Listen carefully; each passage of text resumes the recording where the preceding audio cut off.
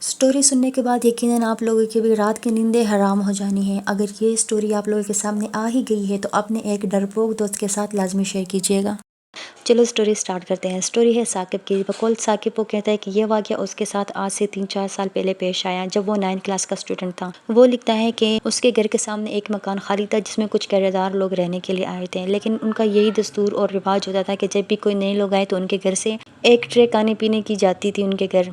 ये लिखता है कि इस दिन भी यही हुआ कि शाम के टाइम पे मामा ने मुझे ट्रे से जाके दी। खाने पीने की हर चीज़ उसमें मौजूद थी। मामा ने कहा कि सामने वाले घर में देख रहा हूँ जो नए नेबर हमारे मोहल्ले में आए हैं। मैं ट्रे लेकर दरवाजे पर पहुंचा, उनके दस्तक दी। एक अंकल मुस्कुराते हुए चेहरे के साथ दरवाजे से बाहर निकला। मैंने ट्रे अंकल को पकड़ाई। अंकल ने ट्रे लेकर मेरा शुक्रिया अदा किया और कहा कि बेटा मैं थोड़ी देर बाद ट्रे खाली करके देता हूँ, आप अंदर आ जाइएगा। मैं अंदर गए, दरवाजे के उस पार खड़ा हो गया। अंकल जाकर ट्रे खाली करने के लिए गया। इतनी में मेरी नज़र एक सोफे पे पड़ी जिसमें एक लड़का बैठ के पढ़ाई कर रहा था। उस लड़के को देखकर मेरे जहन में आया कि ये तो वही लड़का है जिसकी नई एडमिशन हमारे स्कूल में हुई है, जो हमारे क्लास का नया स्टूडेंट था। खैर मैं उसकी तरफ देखा और इतने में उसने सर उठा के मेरी तरफ देखा और मुस्कुराया। मैं भी देख के मुस्कुरा पड़ा और अंकल बर्तन ला के मुझे पकड़ाए और मैं वहाँ से चल पड़ा, अपने घर आ गया। सुबह जब मैं अपने स्कूल गया तो वो लड़का बेंच पे बैठा हुआ था और मेरे साथ सलाम की। मैंने भी सलाम ली और दुआ सलाम के बाद मैं अपनी जगह पे जाकर बैठ गया। कहानी में ट्विस्ट यही से आ रही है क्योंकि वही लड़का इनके घर के सामने भी चलो आगे देखते स्टोरी में क्या होता है। साकिब लिखता है कि रोज़मर्रा की ज़िंदगी के मुताबिक स्कूल जाता है तो उससे बातचीत होती थी, उसके साथ दुआ सलाम, फिर घर आते हैं और कभी कभी मोहल्ले में उसके साथ मुलाकात हो जाती थी। लेकिन ये कहते हैं कि धीरे धीरे हम दोनों में दोस्ती हो गई और इतनी दोस्ती फिर हमारी गहरी होती गई कि हम एक दूसरे के घर भी आना जाना हमारा लग गया। साकिब लिखता है कि इनकी दोस्ती ऐसे ही चलती रही। कुछ दिन बाद राहिल जो इसका दोस्त है, वही दोस्त जो इसके क्लास में भी है और इसके घर के सामने भी शिफ्ट था। राहिल ने इसको कहा है कि साकिब मेरी कज़न की शादी और आपने मेरे साथ जाना है क्योंकि मैं अकेला हूँ, मॉम डैड पहले ही चले गए तो आपने मेरे साथ जाना है। साकिब ने कहा कि मैं आपके साथ नहीं जा सकता, मामा पापा मुझे नहीं छोड़ेंगे। लेकिन राहिल ने जिद की कि नहीं आपने मेरे साथ जाना है और ये दोनों पक्के दोस्त भी थे। तो साकिब कहा कि मैं मना नहीं कर सका। खैर घर आके मैंने मामा से किसी तरह इजाज़त ली और मामा ने कहा कि पापा के आने से पहले पहले आपने घर पहुँच जाना है। ये कहता है कि मैं तैयार होकर इस इरादे से घर से निकला कि मैं शाम को वापस घर आ जाऊंगा। और ये कहते हैं कि जाते हुए जब मैं निकलने लगा तो मामा ने पीछे से आवाज़ दी कि शाम होने से पहले घर आ जाना वरना बाबा खफा होंगे। मैं घर से निकला, गली में ही थोड़ा सा आगे जाके राहिल खड़ा हुआ था। हम थोड़ा सा आगे गए तो एक सुनसान सा रास्ता है। मैं उससे कह रहा हूँ कि आप ये किस रास्ते से जा रहे हो? तो वो मुझे कहते हैं कि बस यहाँ से थोड़ा सा दूर ही मेरे अंकल का घर है, हम वहाँ पर जाएंगे। कहता है कि मैं जब वहाँ पर गया एक सुनसान सा घर था।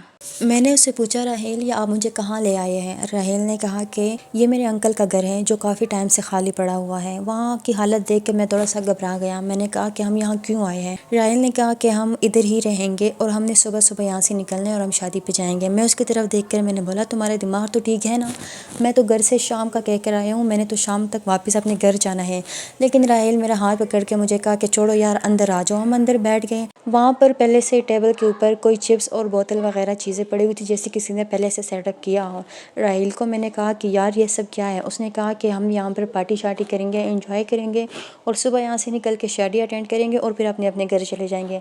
मैंने राहिल की तरफ वो देख के बोला कि नहीं भाई मैंने तो शाम तक ही घर जाना है, ये तुम बहुत गलत कर रहे हो क्योंकि मेरी मामा पापा मुझे पहले इजाज़त नहीं दे रहे थे। खैर मैं भी उसके बातों में आ गई और मैं उसके साथ बैठ के हमने वहाँ पर एक छोटी सी पार्टी की है जहाँ वो बिस्किट चीज़ें वगैरह जो पड़ी थी, बोतल मीन्स पेप्सी, ओके। सो ये कह रहे कि जो चीज़ें खाई पी और हमने मस्ती इंजॉय की है।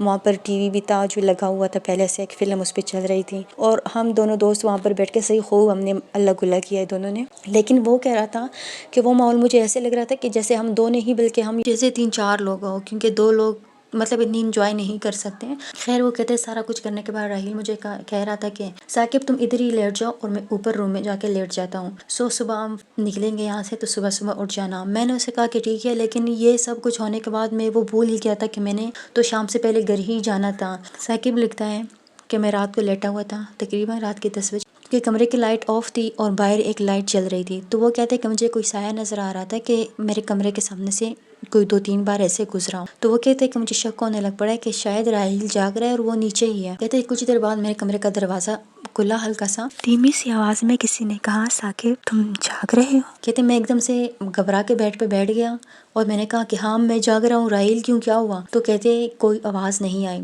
ये कहता है कि मैं उठा, दरवाज़ा खोला, इधर उधर देखा तो कोई भी नहीं था। तो मैं इतने में घबरा गया कि मैं तो फ़ौरन बेड से उठ के बाहर आया हूँ। अगर राहील ही था तो वो तो इतनी तेज़ी से ऊपर जा भी नहीं सकता, फिर किसने आवाज़ दी? ये कहता है खैर मैं सीढ़ियों पे चढ़ा, राहील के कमरे की तरफ गया। राहील के कमरे का दरवाज़ा खोला लेकिन राहील तो अंदर था ही नहीं। ये देख के मैं घबरा गया और मैं फ़ौरन नीचे आया, आवाज़ें देने लगा कि राहील राहील राहील कहीं भी नहीं था। हालांकि मैं उसके कमरे में भी देख चुका था हर तरफ, लेकिन राहील वहाँ पर नहीं था। मैं जब सीढ़ियों से नीचे उतरा और देखा तो राहील बिल्कुल ही मेरे दरवाजे के सामने खड़ा हुआ था, लेकिन उसका मुंह दूसरे साइड था और उसका सर और पेट मुझे नज़र आ रही थी। मैं उसकी तरफ गया और मैंने कहा कि राहील क्या हुआ है, खैरियत है? तुम रात को मतलब तुम तो ऊपर गए थे, क्या हुआ है? कहते मैं जैसे ही आगे बढ़ा तो मुझे कुछ मतलब अजीब सी कैफियत मेरे जिस्म पे तारी हो गई और राहील वहाँ पर खड़ा हुआ था, लेकिन मैं उसकी तरफ बढ़ नहीं पा रहा था। यानी कि मैं कदम रुक गए थे अपनी जगह पे कि इतनी में मुझे महसूस हुआ कि मतलब कुछ गड़बड़ है। तो कहते मैं आवाज़ निकाल रहा हूँ कि राहील क्या हुआ है राहील, लेकिन मुझे कोई रिस्पॉन्स नहीं मिल रहा है राहील की तरफ से। और राहील ने आराम आराम से मतलब धीमी सी आवाज़ में गुनगुनाना शुरू किया। अब मतलब गुनगुनाना इस तरह कहते वो गुनगुना रहा है। उसका पीठ मेरी तरफ है लेकिन उसकी गर्दन मुड़ के मेरी तरफ हो गई। कहते जब उसने सर मोड़ के मेरी तरफ लाया तो कहते कि मेरे बेसाख्ता मुंह से चीख निकली और मैं बिल्कुल अपनी जगह से पीछे, जैसे मुझे किसी ने धक्का और मैं पीछे जाके सीढ़ियों पे जाके गिर गया, जिस सीढ़ियों से मैं भी नीचे उतर के आया था। मैं खुद को पीछे की तरफ धकेल रहा हूँ लेकिन वो राहील उल्टे पाँव से मेरी तरफ ही चल के आ रहा है और गुनगुनाई जा रहा है। इतने में मेरी सीढ़ियों के पास जो दरवाज़ा था मेरी नज़र उस पर पड़ी और मैं बहुत ही कुव्वत लगा के, बहुत ज़ोर लगा के मैं एकदम से दरवाजे के बाहर भाग गया जो मेन डोर था। मैं जब बाहर निकला तो मेरे पाँव में जूते भी नहीं थे और रात के तकरीबन 10:30-11 बजे का टाइम था कि मैं बहुत तेज़ी से दौड़ता गया हालांकि मुझे नहीं पता कि मैं किस तरफ जा रहा हूँ, लेकिन बस मैं दौड़ता चला गया। मैं इतना दौड़ता गया कि मेरी सांस फूल गई थी और फिर इतने में मुझे मेन रोड नज़र आई। जब मेन रोड नज़र आई तो फिर मुझे अपने घर का रास्ता पता चला और मैं वहाँ से दौड़ते दौड़ते दौड़ते अपने घर पहुँची। जब मैं घर के पास पहुँचा तो मैंने देखा कि हमारे घर का दरवाज़ा पहले से खुला हुआ है। मैं सीधा अपने घर में दाखिल हुआ और मैंने देखा तो मम्मा बाबा सामने ड्राइंग रूम में बैठे हुए और पापा सर पकड़ के बैठे हैं और मामा बिल्कुल दरवाजे के सामने जैसे खड़ी और वो लोग मेरे इंतज़ार कर रहे थे। मैं जैसे ही अंदर गया मैंने मम्मा को बोला मम्मा मम्मा, और मेरी सांस बहुत फूल रही थी, मेरे पाँव में जूते भी नहीं थे। मम्मा ने गुस्से में कहा कि कहाँ थे तुम? बाबा भी गुस्से से लाल थे, वो भी मेरी तरफ आए थे कि कहाँ थे तुम? मैंने बाबा को कहा कि बाबा वो राहील, लेकिन मेरे मुँह से बात नहीं निकल रही थी। बाबा ने कहा कि शर्म करो, इतने बड़े हो गए हो, हमसे झूठ बोल के गए थे। मैंने कहा कि नहीं बाबा मैं सच कह रहा हूँ कि मैं राहील के साथ था। बाबा ने कहा कि तुम झूठ कह रहे हो, राहील और उसके बाबा भी ये अंदर ही बैठे हुए तुम्हारे इंतजार में। और इतने में राहील भी मेरे सामने आए और मुझे बोला कि यार साकिब तुम कहाँ थे, हम कितने परेशान हो रहे थे तुम्हारे लिए। कहते ये सब देख के कि मैं अभी तक जिसके साथ था मतलब वो राहील नहीं था, तो फिर जिसके साथ मैं गया था आखिर वो कौन था? ये कह रहा है कि उसके बाद मैं बहुत ज़्यादा सहम गया था और मेरी सारी बात अपने मॉम डैड को बताई, लेकिन किसी को मेरी बात का यकीन नहीं आ रहा था। यहाँ तक कि राहील को भी मेरी बात का यकीन नहीं आ रहा था। वो मुझे कह रहा था कि ना मेरा कोई कज़न है, ना किसी की शादी है और ना कभी तुम्हारे साथ इस बारे में मैंने कोई डिस्कशन की है, तो फिर तुम किसके साथ कहाँ गए थे? और सब मुझे यही देख रहे थे कि शायद ये कोई झूठा बहाना बना रहा है क्योंकि इसको देर हो गई है, लेकिन मैं सबको तसल्लियाँ और कस्में उठा उठा के कह रहा था कि मेरे साथ ये सब हुआ है। लेकिन मेरे पाँव में जूते नहीं थे। ये देख के मेरी माँ थोड़ी सी घबरा गई थी और इसके बाद उन्होंने कभी मुझे घर से अकेले जाने की इजाज़त नहीं दी कहीं भी।